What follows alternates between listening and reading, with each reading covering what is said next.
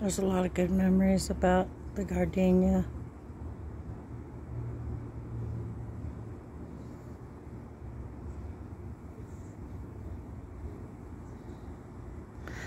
So, my grandmother, which was from Poland, she was in Chicago, and then from Chicago, they moved to Miami. And then from Miami, they moved to California. California, we had gardenias. So gardenias play a big role in my life as far as smell and love, okay, you guys? So the gardenia to me is represents a white pure love I have for my grandmother, Matilda Feldman. See, when I went to her house, she'd take the tops and pick them off of there. You're not supposed to touch them, they turn brown.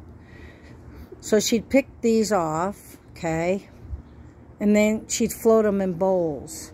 I don't know, they'd be in there 2 or 3 days. And that smell, you know, you'd smell in her house. So, since Miss Cool can't go in her house anymore, because she doesn't live there anymore, and why? She lives in a big Jewish cemetery now. I think I've talked about her before.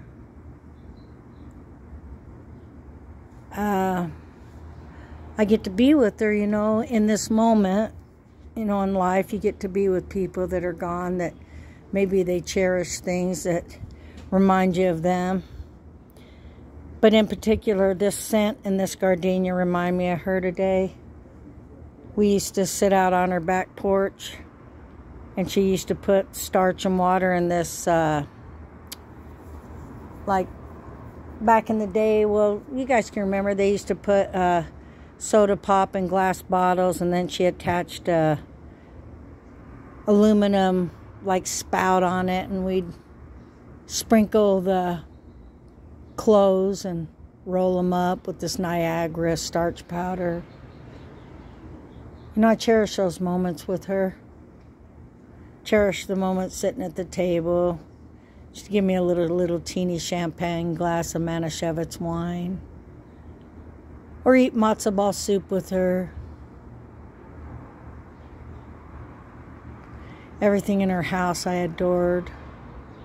She had really cool furniture that had legs on it that were like lion's feet and Tiffany and glass. I miss you, Grandma Tilly. I miss you, Tilly Feldman.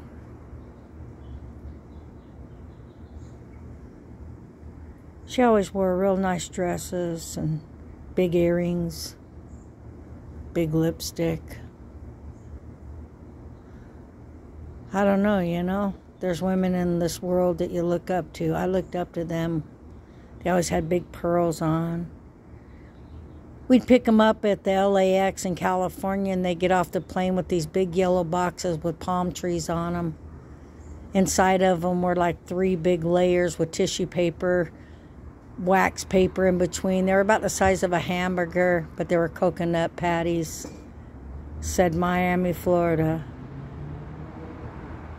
I looked up to those ladies. People wonder, gosh, you wear lipstick, you wear makeup, you like to get all fancy. Well, as a little girl, I looked up to them. I looked up to them. Even the ones, my Aunt Lena, my grandmother's sister, they're very wealthy people. They lived in Coral Gables, Florida. They had marble furniture with lion feet legs, rattan furniture, and they always smelled good. And I looked up to them, you know. Because when you're a little girl, you got to look up to somebody, right? I looked up to them.